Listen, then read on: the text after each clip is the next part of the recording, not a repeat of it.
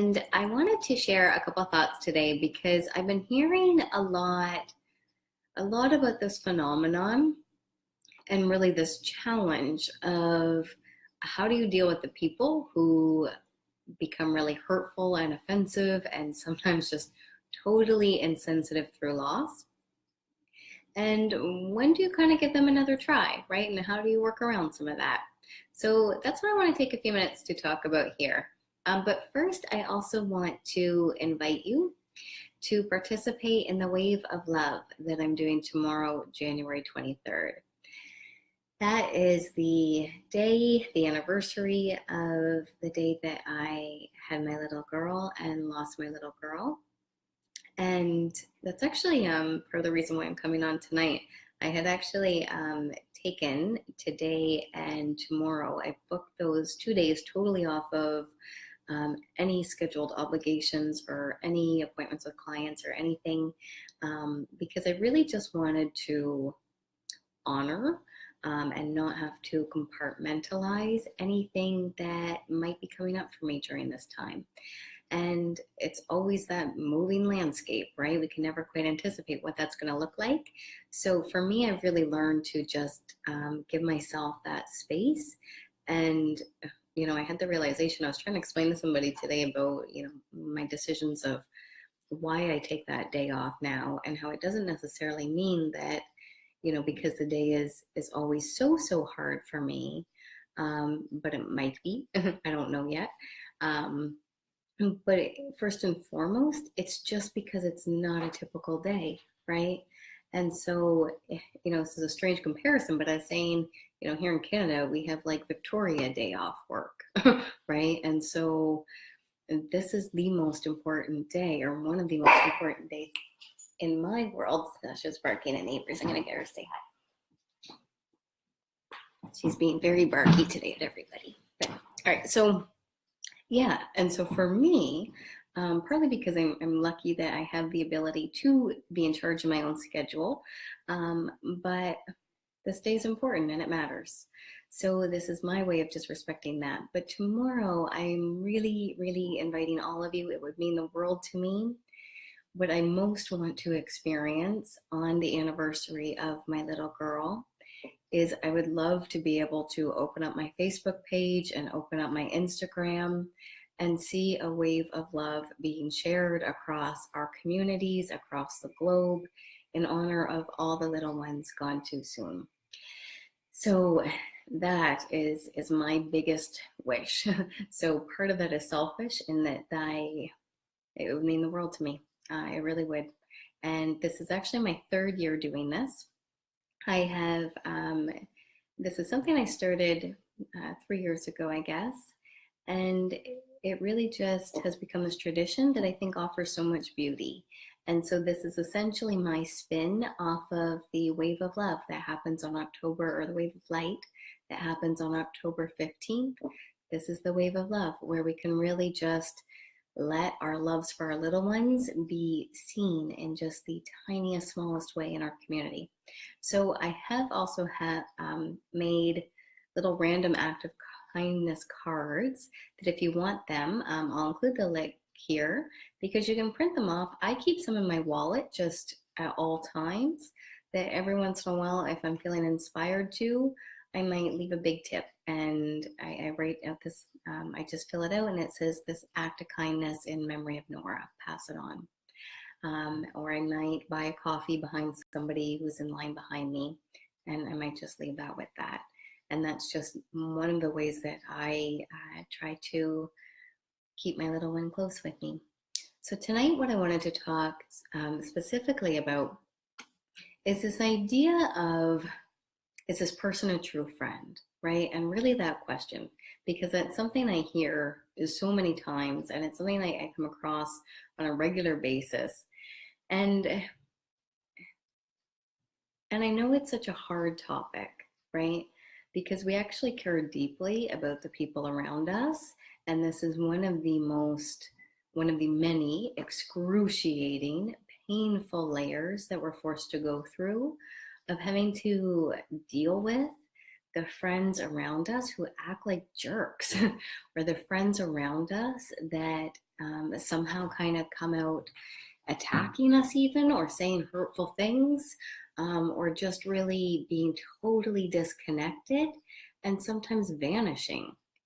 And so, one of the things that I hear women often say to each other or say to themselves as they're trying to work through what to do about this friend is really that question of, or that statement of, if they are not able to support you, then it means that they are not a true friend. And I get that to a certain point, but I'd really like to encourage you to think about flipping the script on that in a little bit of a different way. Because here's my theory on that idea. That when we are assessing whether someone is a true friend to us, I would suggest that there is a sneaky, under the surface self-attack that is happening even when we ask ourselves, is that person a true friend? Because what we're really saying, let's break that down. What we're really saying is, and trying to figure out, has there been an offense here, right? The self-attack basically reads through that question of, is this person a true friend, in a way that says, somehow this person has deemed my hurt and my loss to be less worthy. Somehow this person has not been able to understand that my needs right now are so sacred and so necessary and so important, and they haven't been able to put that on their radar, right? And so they're not a true friend. And I think that there's a layer of self-attack, because when we go through the loss of our little one, there is so much that we encounter that silences us, that shames us, that makes us, that tells us to just move on. And so when I believe that on some level, when we're asking that question of, are they a true friend, what we're really trying to figure out and assess is, has this person deemed my heartbreak a worthy cause to be as upset as I am? And I think that when we are in that place, are they my true friend? Have they just created an offense against me? We're really asking the wrong question. Because I think the question that is actually more useful is this a person that I want to invest time and energy with? Do I have room at my table right now for what it is that this person is bringing here? Because I think otherwise what happens, this question of, are they a true friend, becomes a little bit of a rabbit hole. And for me, I believe that in some ways that question of if they're a true friend or not has actually kept me in bad friendships or unhealthy friendships much longer than I probably should have been there. Because here's where we get stuck. On one hand, we can see that person's incredibly good qualities, or we probably wouldn't have been hanging out with them ever in the first place. And we can see the moments when they're good to be around, or they're nice, or they've offered us whatever thing it is that we have enjoyed about having them in our lives. And on the flip side of the coin, they're acting like a selfish jerk.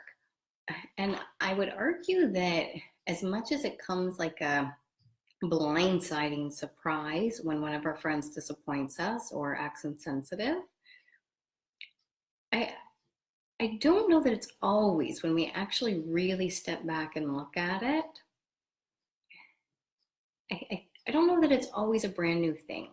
Because what I've seen a lot of times as I dig a little bit deeper into those conversations when I'm talking to women one-on-one, most of the time there has been a long pattern of that particular friend being selfish, being inconsiderate, getting lost in her own stuff or whatever that is about her, behaving badly.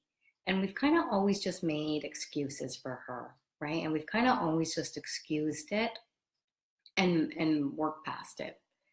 But then when we encounter dealing with the loss of a baby, this is such a huge life-changing event that it feels like, and understandably so, it feels like, okay, here's the moment when so and so should be able to put me first, or should be able to look past some of her own crap to be able to be a decent human being to me right now. And they don't, right? They don't. They continue to kind of play out the same patterns that they've always had. And so when we get into this thing of, are they a true friend? It's a bit of a no-win, right? Because there's going to be moments when they have been a true friend and moments when they have not. So what I've kind of really shifted that into is, what do I need? What would actually benefit me? Where can I really go to get the support that I am craving and I am in desperate need of right now? And that is a way that I think we can actually claim back a little bit of our strength, a little bit of our energy, and a little bit of our power in some of this. Because otherwise, it really is this tricky paradigm of, we somehow have to, she's working out leaves that are blowing around outside right now. Sasha, say hello and goodies. So it really is this tricky paradigm where we're in a bit of a catch-22, because otherwise we're forced to make a decision of either this person is a horrible human being and I don't need them in my life. And we know that that doesn't feel good when we're in that state, right? Those moments when I'm hurt and I'm angry and I'm like, yeah, and in my mind, like, I'm so justified. That might be well and good, but it still doesn't make me feel better. And it still doesn't really address the fact that sometimes she is decent. So instead, it really becomes more about, what do I need? And I think what that allows us to do is to really move out of this kind of old way of thinking that says that in order to take care of ourselves, we have to burn a bridge and declare somebody else as being unworthy of our time and attention because it feels like they've deemed our needs unworthy. And instead, we're able to say, you know what, I'm checking out, I'm taking distance. I'm not engaging with this person in the way that I used to. I'm not going to them looking for support that they've actually never been able to really offer me in a way that's been helpful. And if that person changes and evolves a little and gets their stuff together and is able to reconnect with me at some point down the road, then I might be open to that. This isn't a door that I need to put barbed wire all around and landmines in front of. I'm able to take care of myself without turning someone else into a villain. Because I think that's one of the things that I see a lot of us get stuck in. It's not easy to have to stand up for ourselves. It is so not easy to be able to say, you know what? I think she's out of line. And I think I really do have the right to feel upset as I really am.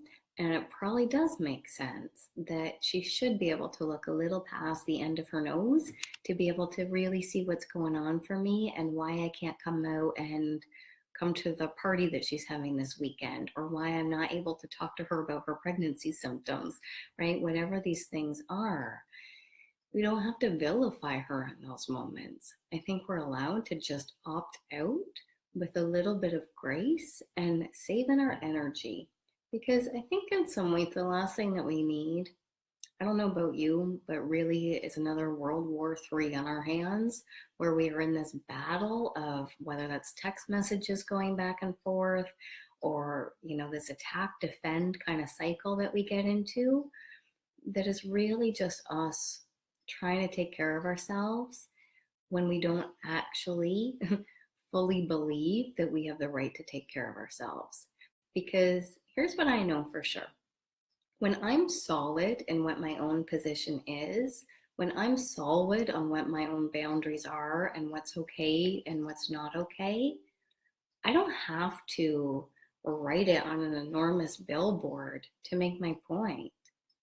I don't need to amp it up. It's fine to just let it be what it is. So anytime we're feeling that need to really amp it up, right, or to really come back swinging when there's been some offense against us, is a really good indication that this is hitting a nerve for us, that what if she's right? Sasha's looking at me right now. What if she's right that there's this small kind of part of us, right? That scared, freaked out part of us that is, that doubts, right? That doubts our own self. And if that wasn't there, we wouldn't feel a need to come back swinging quite so hard. So instead, what I would really, really, really encourage you to do through this, when I say the idea that grief and loss forces us to grow, forces to become stronger, wiser, better versions of ourselves in ways that we never craved or wanted to be, this is one of those moments when that starts to happen, where we kind of just allow ourselves to rise and say, I don't have to walk around polling the crowds to see who agrees with my right to grieve my child. I don't have to react to whether somebody else gives me the acknowledgement that I would give anybody if they were standing in my shoes right now. Because that's kind of the measure, right? When we flip it around there, that becomes your bottom line truth really fast. What would you say if these roles were reversed? Of course, you would give her care. Of course, you would give her compassion. And so instead of making this a test of her human goodness and whether or not she's a true friend, it really is this person serving what I need right now? Because if it's not, then give yourself permission to step back. As long as I think we've also done that hard thing. I mean, if you need to do it just with the automatic step back, totally fine. There were certainly times where I didn't have the energy for risking a hard conversation. But I'm also a big believer in the idea that we do have to tell people really what's hurt us and what we need. And that kind of becomes, for me, the measure. If I've told you and you still come back and do this to me again or say something insulting to me, then you've really just told me that you're not actually willing to do this differently. And if you're not willing to do this differently, then we can't hang out right now. Because when we're going through this, you do not have energy to spare. You do not have energy to spare trying to convince anybody else that you have the right to feel the way you feel. If you really have to find yourself engaging in a whole lot of that, you're already in a place that you don't need to be. Because at the end of the day, I saw this quote and it basically just said, never try to justify why you're at where you're at. Because your friends don't need to hear that, right? The people who are able to support you don't really need a big explanation. And if the people do need a big explanation, then that kind of shows you where it's at a little bit there. But I believe we let people know once, right? We give them kind of that one thing. Here's where I'm at. Here's what I need. And if they still can't really make that adjustment, or they react with hostility or some kind of judgment or attack, then we just take in the information. You just take in the information. So I hope that's helpful for you guys. Tomorrow is the Wave of Love, so please do your act of kindness. That is my biggest wish. Please do an act of kindness and share it with me in our event page for the Wave of Love tomorrow. All right. Good night, you guys. Love you.